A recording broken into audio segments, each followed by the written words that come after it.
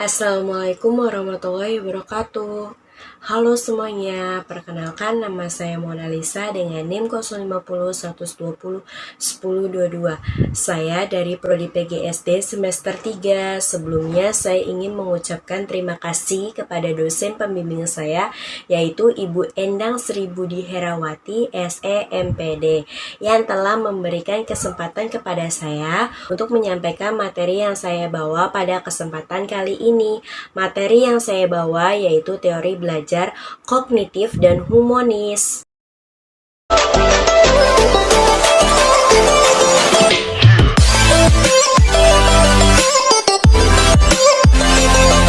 Baik, lanjut saja ke materi. Di sini ada pengertian teori belajar kognitif dan humanis. Yang pertama itu ada teori belajar kognitif yang menjelaskan bagaimana faktor internal dan faktor eksternal mempengaruhi proses mental individu untuk melengkapi pembelajaran. Keterlambatan dan kesulitan belajar mungkin bisa kita lihat ketika proses kognitifnya tidak lagi bekerja secara teratur. Yang kedua ada teori humanistik. Berasumsi bahwa teori belajar apapun dapat dimanfaatkan asal tujuannya untuk memanusiakan manusia, yaitu pencapaian aktualisasi diri, pemahaman diri, serta realisasi diri saat belajar optimal. Dan di sini juga ada pandangan dari para ahli tentang belajar kognitif dan humanis. Di sini ada tokoh-tokoh teori belajar kognitif. Yang pertama ada dari Jean Piaget. Dalam teorinya memandang bahwa proses berpikir sebagai aktivitas gradual dan fungsi intelektual dari konkret menuju abstrak. Dan tokoh kedua dari Jerome Bruner yang menekankan bahwa proses belajar akan berjalan dengan baik dan kreatif jika gurunya memberikan kesempatan kepada siswa untuk menemukan suatu konsep, teori, aturan, atau pemahaman melalui contoh-contoh yang ia jumpai dalam kehidupan. Selanjutnya, tokoh dari belajar humanistik. Di sini yang pertama ada Arthur Combe. Di sini dia memiliki pendapat bahwa belajar merupakan hal yang bisa terjadi saat bagi seseorang. Artinya, guru tidak bisa memaksa seseorang untuk mempelajari hal-hal yang tidak disukai atau dianggap tidak relevan.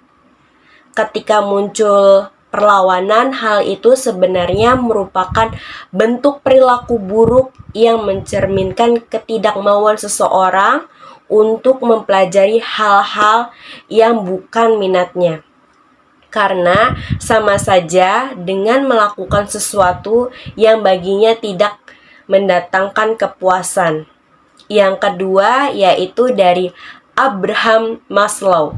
Di sini dia memiliki pandangan yang berbeda terkait dengan teori belajar humanistik ini. Maslow berpendapat bahwa proses belajar manusia merupakan proses yang dilaluinya untuk mengatasi dirinya. Belajar adalah proses untuk mengerti sekaligus memahami siapa diri kita, bagaimana kita menjadi diri kita sendiri, sampai potensi apa yang ada pada diri kita untuk kita kembangkan ke arah yang tertentu. Di sini ada persamaan dari teori belajar kognitif dan humanis.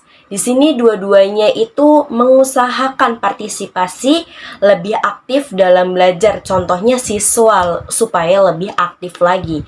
Tapi di sini ada perbedaan dari teori belajar kognitif dan humanis. Yang pertama, pembelajaran yang berorientasikan pada tahap intelektual.